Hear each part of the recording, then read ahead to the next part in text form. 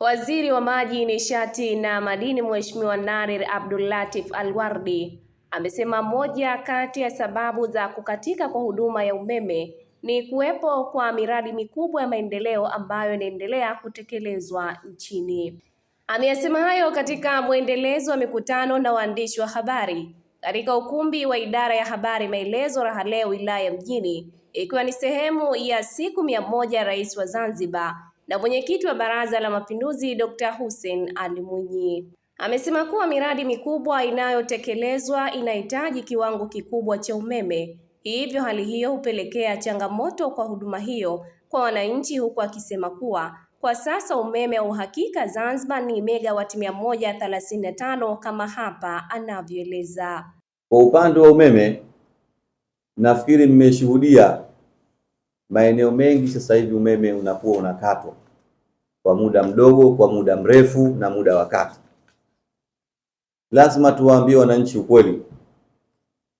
Kukatika kwa umeme Zanzibar na kuzidiwa kwa umeme Zanzibar haukusababishwa tu na miundombinu ambayo mengine imechoka. Umeme umekuwa umezidiwa kwa sababu ya maendeleo makubwa yaliyofanyika ndani ya muda mdogo ya Rais wa Zanzibar na mwenyekiti wa Baraza la Mapinduzi Dr. Hussein Ali Hassan Mwinyi. Nchi yetu hii, kila mtu anayekuja katika nchi hii alikuwa hajaja miaka mitatu anashangaa. Kilichosababisha sisi kuzidiwa ZECO ni miradi mikubwa ambayo imefanyika kwa muda mfupi, kwa haraka sana, na ishafunguliwa, na ndio maana umeme sasa umekuwa umezidiwa. Na umezidiwa vipi? Sisi tuna submarine cable kutoka Dar es Salaam Tanzania bara kwa ndugu zetu Tanzania bara ambao ndio umeme wetu unapotokea huko. Tuna megawati 100 ya waya wa underground wa baharini unatoka bara mpaka Zanzibar wa chini ya bahari.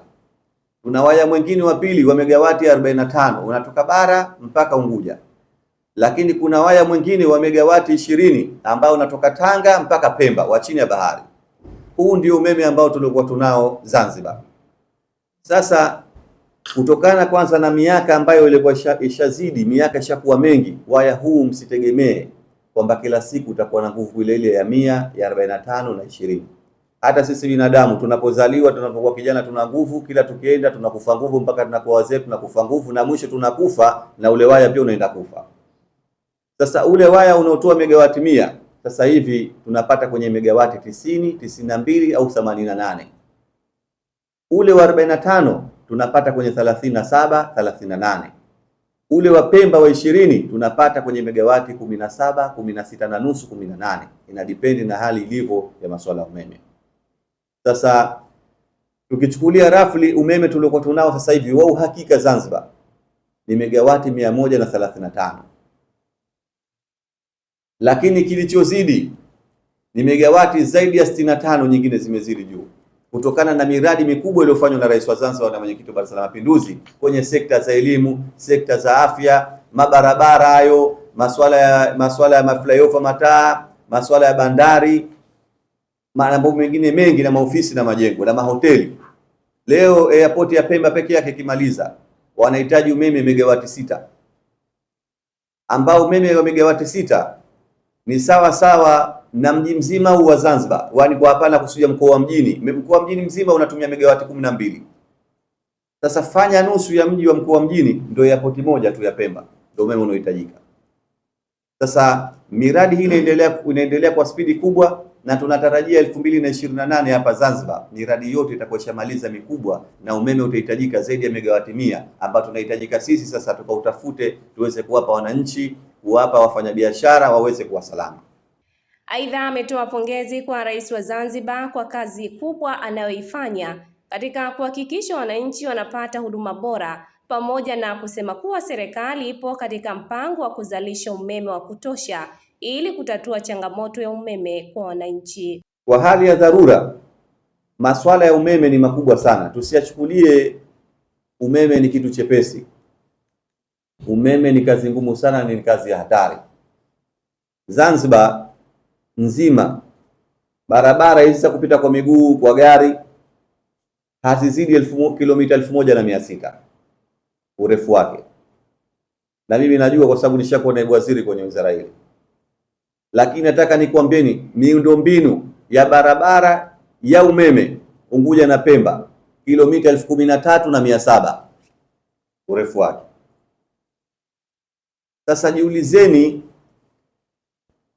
au kipimeni, ikiwa barabara wakati mwingine tunajenga kwa miaka 2.5, kwani tulivyokuwa tukijenga barabara wakati ule Wizara ya Ujenzi, watu walikuwa wakipiga kelele vumbi, tuna foleni zimezidi, lakini sasa hivi imemaliza, kila mmoja anacheka, shida zote kasahau.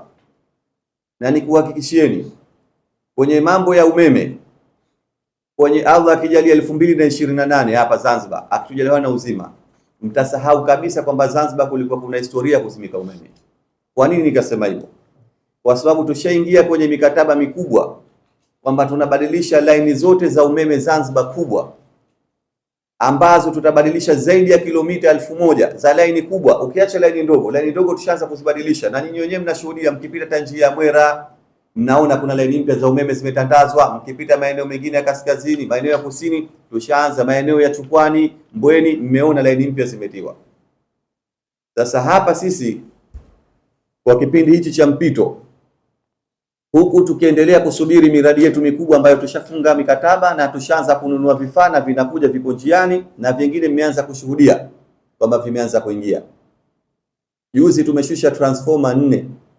Kila transformer moja ina tani 105 uzito wake. Zile transformer tumeweka kusini 2, kaskazini 2. Transformer zile zitakuja kutoa umeme wa uhakika, umeme uliokuwa mzuri na bila kuyumba. Tutaweka umeme wa sola ambao utakuwa umeme wetu wenyewe wa Zanzibar. Na hii tumeamua kwamba tuondoshe utegemezi. Zanzibar iwe na umeme wake mwenyewe chini ya uongozi wa Dr. Hussein Ali Hassan Mwinyi, na kwa uwezo wa Mwenyezi Mungu tutakuwa na umeme wa zaidi ya megawati 400 ambazo rais akimaliza muda wake 2030, rais mwingine yote atakayeingia anaweza kukaa miaka 30 bila kuhitaji umeme, kwa umeme ambao tutakaoacha Zanzibar. Kwamba tumeingia kwenye umeme wa jua, tumeingia kwenye umeme wa upepo, tumeingia kwenye umeme wa taka, na tunaingia kwenye umeme wa gesi. Na yote hiyo tushajipanga, fedha tunazo, na tumeingia kwenye mifumo tofauti. Kuna maeneo tumeingia kwenye fedha zetu binafsi, kuna maeneo tumeingia kwenye ubia ambao tunakubaliana kwa makubaliano maalum. Na haya mambo dunia nzima ndiyo yapo, sio geni kwa Unguja. Lakini kwa upande wa umeme wa jua, Zanzibar tushaanza. Mkienda hapo kati hapo kwenye maeneo ya viwanda vidogo vidogo, kuna kampuni 2. Kuna kampuni ya Kichina ishaanza, kuna kampuni ya Uturuki ishaanza na hivi sasa hivi wanafunga zile panel zao za sola. Kuna mradi wa sola huo utakuja kufanyika Matemwe na Elecmec wa India mkubwa sana. Kuna mradi huo wa sola tutakuja kufanya kusini Unguja. Mtazamaji, hii ni Zantime, usisahau kusubscribe, kulike, kushare na kucomment.